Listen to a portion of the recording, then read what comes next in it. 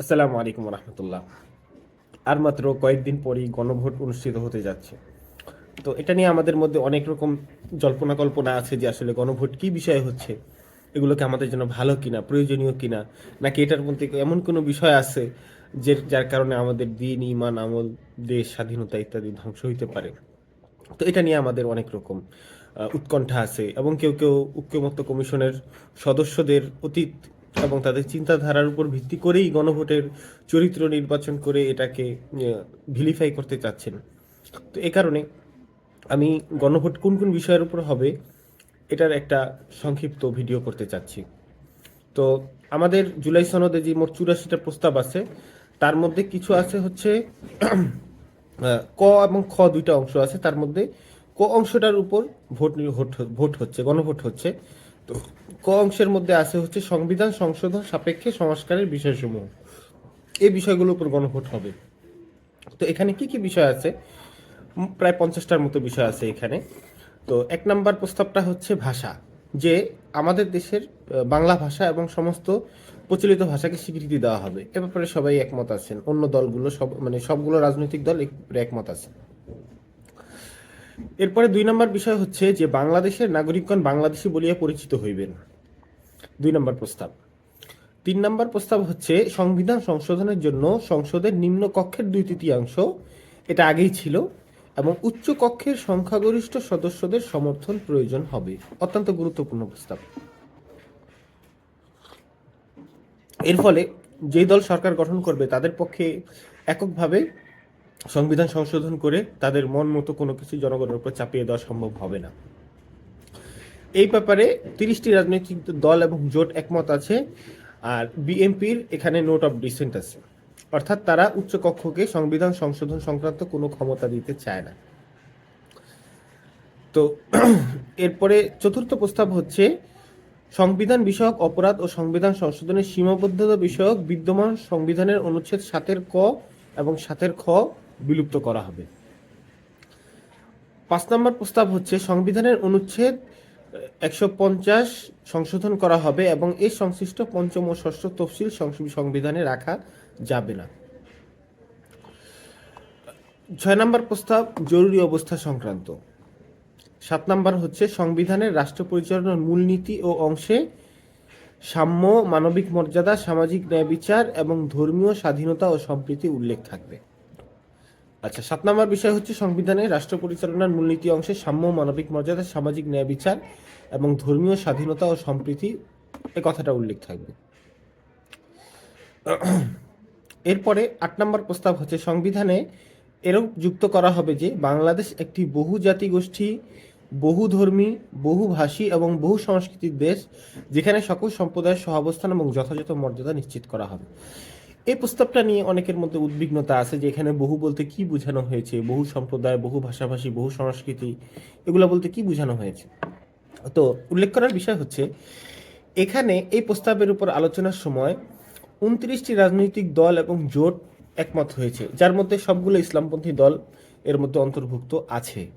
3টি রাজনৈতিক দল এই প্রস্তাবের সঙ্গে একমত নয়। তারা কারা? তারা হচ্ছে গণফোরাম, বাংলাদেশ সমাজতান্ত্রিক দল এবং বাংলাদেশ সমাজতান্ত্রিক পার্টি। যেটা নিয়ে আমাদের ধর্মীয় জনগোষ্ঠীর এত উদ্বেগ, সেই ব্যাপারে ইসলামী কোনো দলের আপত্তি নেই, আপত্তি আছে বামপন্থীদের। সুতরাং এর উদ্দেশ্য সম্পর্কে আমাদের উদ্বিগ্ন না হলেও চলবে আশা করি। এর 9 নম্বর প্রস্তাব হচ্ছে মৌলিক অধিকার সমূহের তালিকা সম্প্রসারণ। নাগরিকের মৌলিক অধিকার সম্প্রসারণ করা, সেগুলোর সুরক্ষা এবং বাস্তবায়নে সাংবিধানিক আইনি ব্যবস্থা নিশ্চিত করা হবে।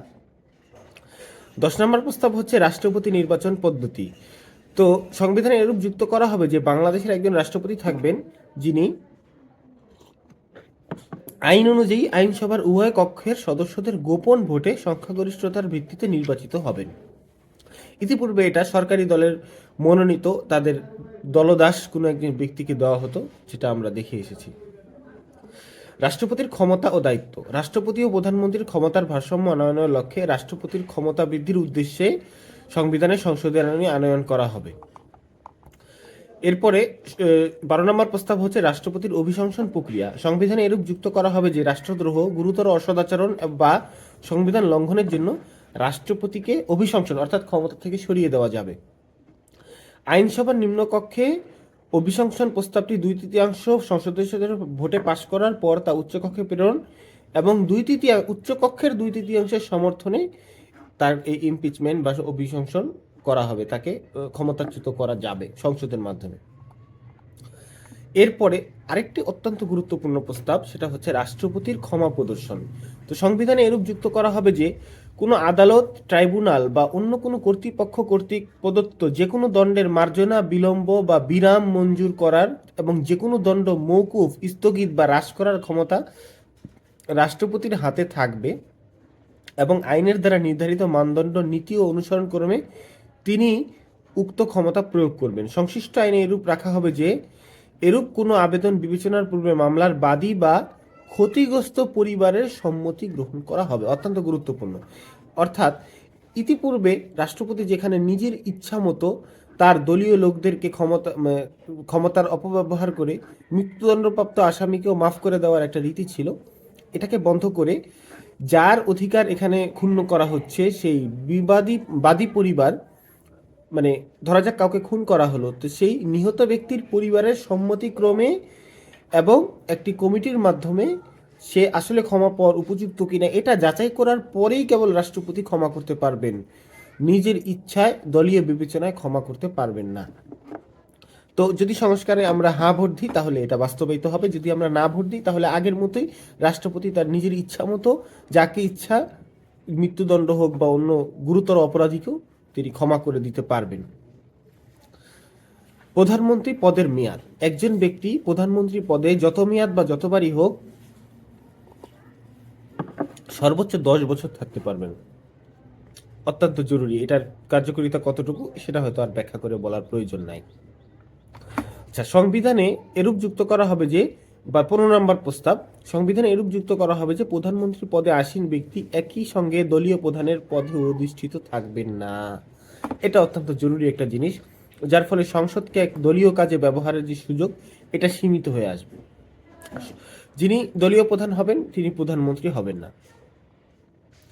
এরপরের 16 নম্বর প্রস্তাব, তত্ত্বাবধায়ক সরকার ব্যবস্থা।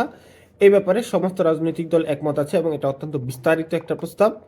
তো এটা আমি বিস্তারিত আলোচনা করছি না, যারা আগ্রহী আছেন জুলাই সনদের 16 নম্বর প্রস্তাবটা পড়ে দেখবেন।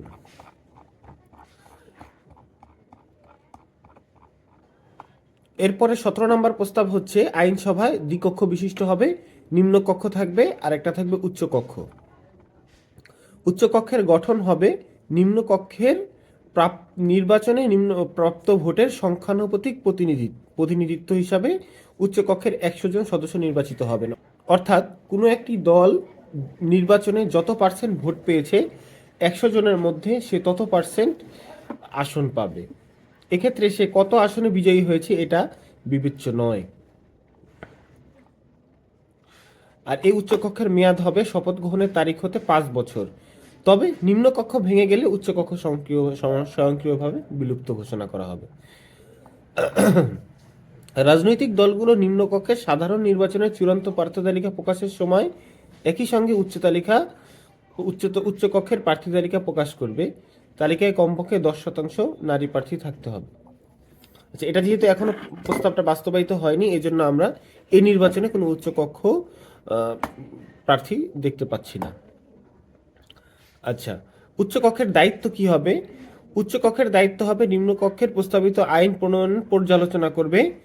তাদের আইন প্রণয়নের ক্ষমতা থাকবে না, তবে কোনো জাতীয় গুরুত্বপূর্ণ বিষয়ে আইন প্রণয়নের জন্য নিম্নকক্ষ বরাবর প্রস্তাব করতে পারবে। আর নিম্নকক্ষের পাশ করা অর্থ বিল এবং আস্থা ভোট ব্যতীত সকল বিল উচ্চকক্ষে অনুমোদনের জন্য উপস্থাপিত হইতে হবে এবং উচ্চকক্ষ কোনো বিল আটকায় দিতে পারবে না। সর্বোচ্চ 2 মাসের বেশি আটকায় রাখলে তখন সেটা অনুমোদিত হিসাবে ধরা হবে। যদি উচ্চকক্ষ কোনো বিল অনুমোদন করে সেই ক্ষেত্রে রাষ্ট্রপতির সম্মতির জন্য পাঠানো হবে। আর যখন উচ্চকক্ষ মনে করবে যে এখানে কোনো সংশোধন করা প্রয়োজন, সংশোধন করার জন্য নিম্নকক্ষে পাঠাবে এবং নিম্নকক্ষ এগুলো সম্পূর্ণ বা আংশিকভাবে গ্রহণ বা প্রত্যাখ্যান করতে পারবে।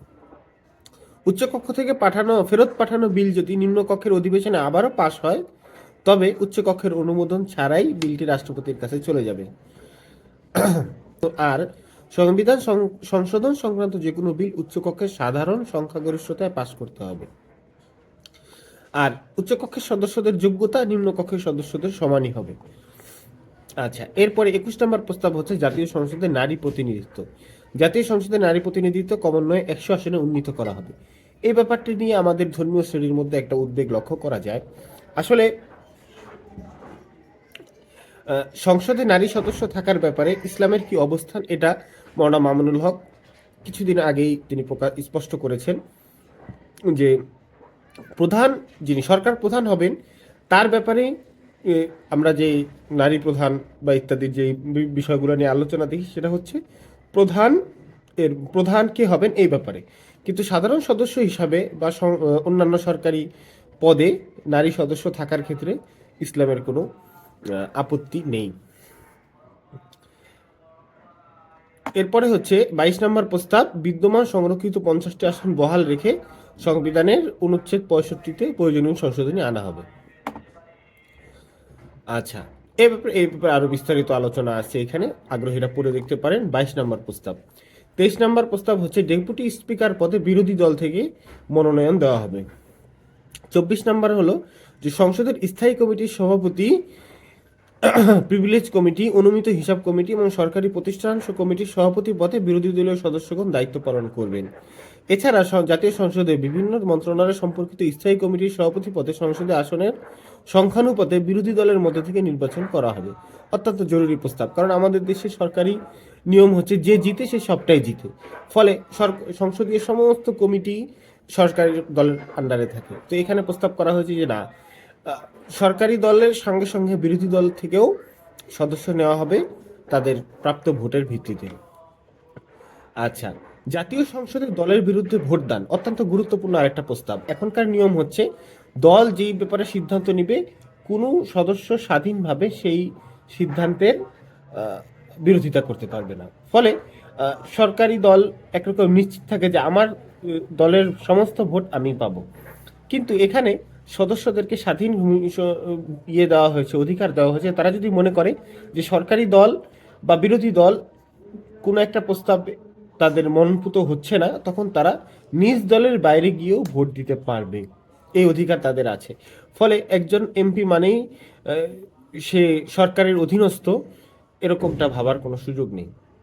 তো এটা অত্যন্ত জরুরি প্রস্তাব। যদি হা ভোট দেয় তাহলে এটা বাস্তবায়িত হবে, না ভোট বিজয়ী হলে এটা বাস্তবায়িত হবে না। 26 নম্বর প্রস্তাব হচ্ছে সংবিধানে এরূপ যুক্ত করা হবে যে জাতীয় স্বার্থ বা রাষ্ট্রীয় নিরাপত্তা প্রভাবিত করে এইরকম আন্তর্জাতিক চুক্তি সম্পাদনের পর আইনসভার উভয় কক্ষের সংখ্যাগরিষ্ঠ ভোটের মাধ্যমে অনুমোদন রেটিফাই করা হবে। তো এটার কার্যকারিতা কি আপনারা অবশ্যই যারা সচেতন আছেন তারা জানেন যে ইতিপূর্বে সরকারগুলো জাতীয় নিরাপত্তার অজুহাতে আন্তর্জাতিক চুক্তিগুলো জনসম্মুখে প্রকাশই করা হতো না, সেখানে এখন এটাকে সংসদের মাধ্যমে আলোচনার সাপেক্ষে এটাকে প্রস্তাব করার একটি ব্যবস্থা রাখা হচ্ছে, যেটা যদি হা ভোট বিজয়ী হয় তাহলেই কেবল এটা বাস্তবায়িত হবে। 27 নম্বর প্রস্তাব, প্রতি জনশুমারি বা 10 বছর পর সীমানা পুনর্নির্ধারণ করা হবে, সংসদীয় আসনের সীমানা। এরপরে 28 নম্বর প্রস্তাব, এগুলো সম্পূর্ণটাই বিচার বিভাগীয়। তো এই প্রস্তাবগুলো আমি সংক্ষেপে নামগুলো পড়ে যাচ্ছি কেবল, যে আপিল বিভাগ থেকে প্রধান বিচারপতি নিয়োগ করা, আপিল বিভাগের জ্যেষ্ঠতম প্রধান বিচারপতিকে প্রধান বিচারপতি নিয়োগ করা, আপিল বিভাগের বিচারক সংখ্যা প্রধান বিচারপতির চাহিদা অনুপাতে দেওয়া, এবং সুপ্রিম কোর্টের বিচারক নিয়োগ একটা প্রধান বিচারপতির নেতৃত্বে স্বাধীন বিচার বিভাগীয় নিয়োগ কমিশন এর মাধ্যমে গঠন করা হবে। এরপরে সুপ্রিম কোর্টের বিচারক নিয়োগ কমিশন সংক্রান্ত বিধান প্রণয়ন করা হবে, বিচার বিভাগের স্বাধীনতা দেওয়া হবে এবং বিচার বিভাগকে বিকেন্দ্রীকরণ করা হবে। বিচারকদের পদের মেয়াদ এবং তাদের অপসারণ সংক্রান্ত সংবিধানের অনুচ্ছেদ 96 বর্ণিত সুপ্রিম জুডিশিয়াল কাউন্সিলকে শক্তিশালী করা এবং এখতিয়ার বৃদ্ধি করা হবে। বিচারকদের চাকরির নিয়ন্ত্রণ বিধিমালা সংশোধন করা হবে। স্থায়ী অ্যাটর্নি সার্ভিস গঠন করা হবে। নির্বাচন কমিশন সংক্রান্ত কিছু প্রস্তাব আছে। সাংবিধানিক প্রতিষ্ঠানে নিয়োগের ব্যাপারে কিছু প্রস্তাব আছে। তো আমাদের মূল উদ্বিগ্নতার জায়গাগুলো যেই যেই প্রস্তাবগুলো, এগুলো ইতিমধ্যে চলে এসেছে। তো এগুলোর বিবেচনা করে আপনারা সিদ্ধান্ত নেবেন যে আসলে এখানে কোনো প্রস্তাব কি এরকম আছে কিনা যেগুলো একজন ধর্মপ্রাণ মুসলমান হিসাবে এগুলোর ব্যাপারে আমরা উদ্বিগ্ন হতে পারি বা না ভোট দেওয়ার ব্যাপারে চিন্তা করতে পারি, এরকম কোনো প্রস্তাব আছে কিনা। আমার দৃষ্টিতে এরকম কোনো প্রস্তাব এই প্রথম ক অংশে যেই 47টা প্রস্তাব আছে, এই 47টা প্রস্তাবের মধ্যে কোনো প্রস্তাব এরকম আছে যেগুলো আমাদের দেশ, জাতি, ধর্ম, রাষ্ট্রের বিরোধী। তো যারা এই বিষয়টা নিয়ে উদ্বিগ্ন হচ্ছেন তাদের নিয়ত আলহামদুলিল্লাহ ভালো, কিন্তু আসলে এটা হলো আমাদের জানা এবং বোঝার ঘাটতি। ফলে আমরা যদি কোনো অপপ্রচার বা কোনো সিদ্ধান্তহীনতার ফলে আমরা না ভোট দিই বা ভোটদানে বিরত থাকি, তখন যেটা হবে যে যদি কোনো ক্রমে না ভোট বিজয়ী হয়, তখন আমাদের যেই এতদিনের যেই সংস্কারগুলো নিয়ে আমরা যেই চেষ্টা এবং যে ত্যাগ তিতিক্ষা কুরবানি পেশ করতেছি, এগুলোর কোনোটাই বাস্তবায়িত হবে না। তো এখানে যেই 47টা প্রস্তাবের যেগুলো আমি উল্লেখ করলাম, তো এই প্রস্তাবের মধ্যে এরকম একটি প্রস্তাবে এরকম নেই যেটা আমাদের স্বার্থের সঙ্গে বিরোধ তৈরি করে, এবং কোনোটাই এরকম নয় যেটা আমরা না ভোট দিতে পারি বা না ভোটের ব্যাপারে আমাদের ইচ্ছা আসতে পারে। সুতরাং আমরা প্রত্যেকেই ভোট অবশ্যই দেব, জাতীয় নির্বাচনের সংসদ সদস্যের ভোট নিজ নিজ পছন্দের প্রার্থীকে দেব, কিন্তু গণভোটে অবশ্যই হা ভোট দেব। আসসালামু আলাইকুম।